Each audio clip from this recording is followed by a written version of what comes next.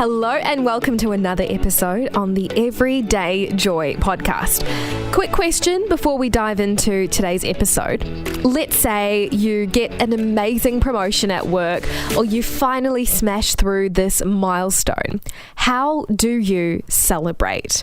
Is celebration for you a big party, gathering everyone around and celebrating together?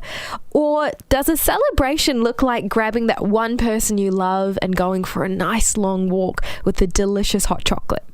What does celebration look like to you? We're going to unpack that a little bit later. First though, let's take a look at today's Bible verse. Philippians chapter 4 verse 4 MSG version. This is celebrate God all day, every day. I mean revel in Him.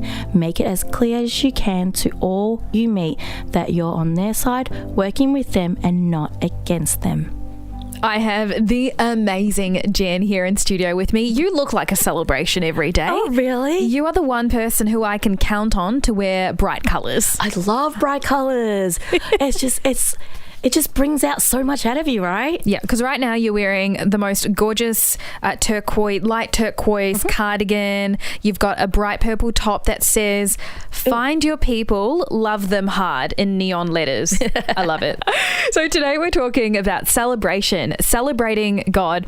I think my first impressions of this verse is that I love that God loves a good celebration. Mm-hmm. I think people have this idea that God's very stern and very strict, but there are countless verses in the Bible, especially in the Old Testament, where God sets aside festival days to celebrate, days to just enjoy and eat food and drink and be merry, and within reason, of course, but I mean, God loves a good party. God loves celebration, and I think that's my first impression of this. What about you?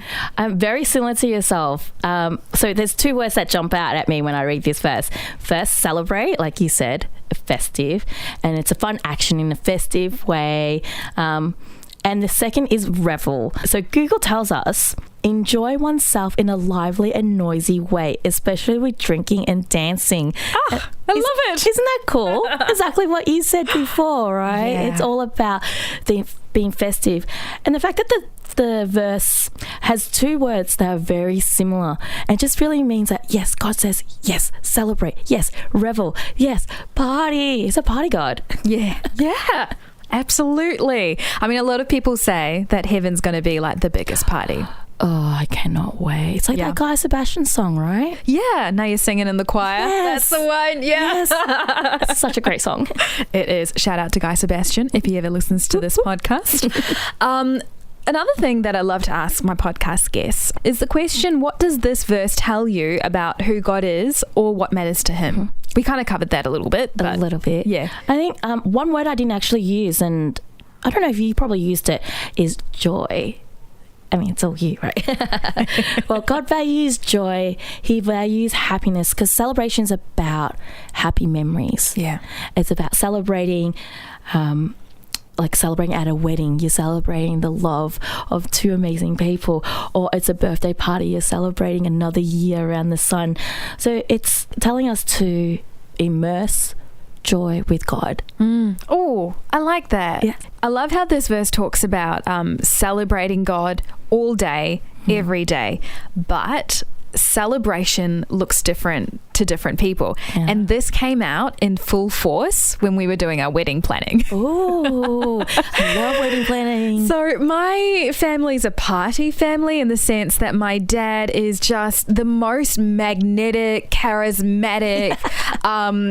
He just loves bringing people together and celebrating big. I have these memories of when I grew up where Dad would just say, we're doing a Thanksgiving party, because there were too many good things that just coincided. Like my mum got a job, I got a good grade, my sister got a pen license. Is that something you do here? Pen licenses? Yes. Yeah, when you graduate, very important, from pencil to pen. You get a certificate and everything. Anyway, one day when all those things sort of would happen, Dad would just sit us down and say, okay, we're doing a Thanksgiving party, and he would invite about a few, like maybe the house would just be filled with people, just as many as the house could take. And we would eat food, we'd pray, we'd thank God. And that's how my dad would really celebrate God every day. That's so cute. So when the wedding came around, Dad was like, big wedding, lots of people, everyone come.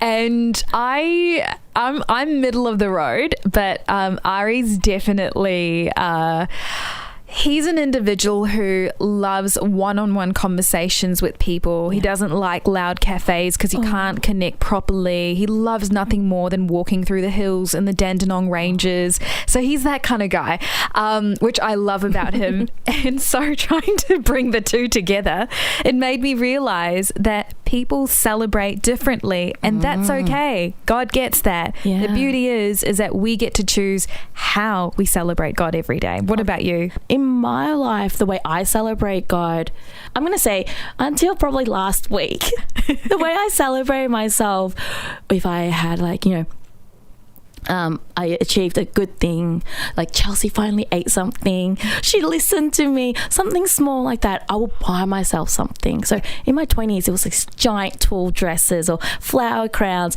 Now it's like, oh, let's get the brightest and like most office wear, kind of like mum wear kind of clothes now.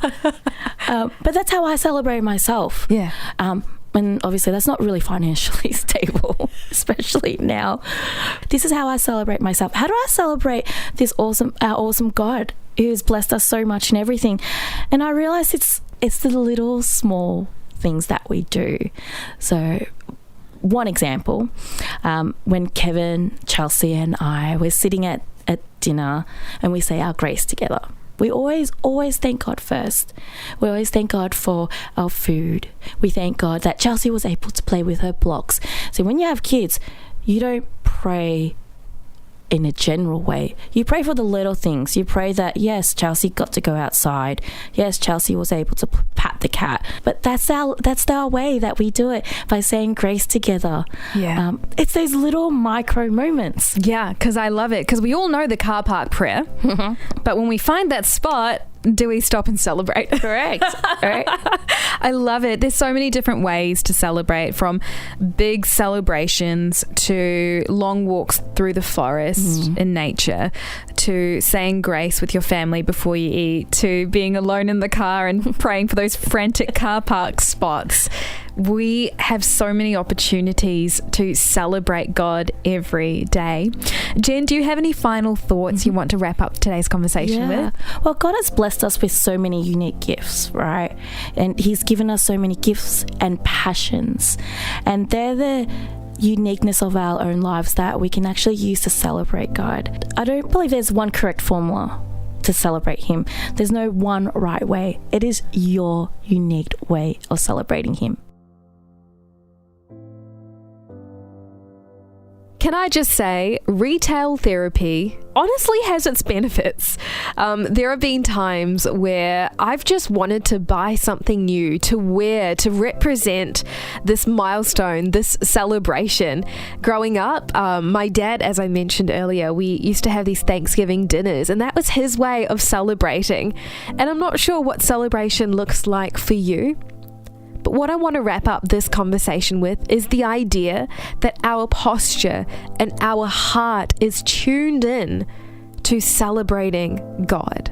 That despite the bad things, despite the difficult moments in our lives, God is still worthy to be praised.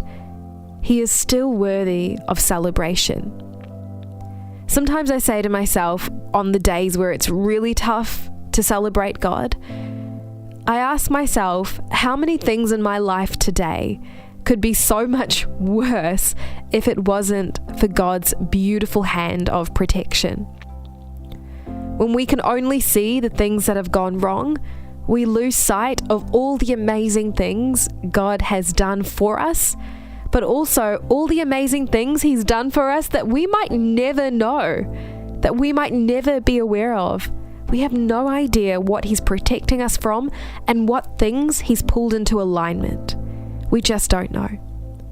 But what we do know, and what we should focus on today, is having a posture of celebration, of reveling in God.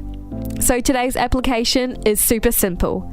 Go and celebrate God today.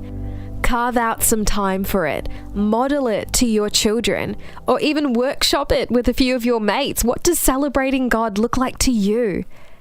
And can you set aside some time to intentionally just revel in His goodness despite what you are facing? Well, that wraps up today's episode on the Everyday Joy podcast. I'm your host, Joy Ravella. If you haven't already, make sure you do like, follow, subscribe, and leave a written 5-star review. Catch up tomorrow.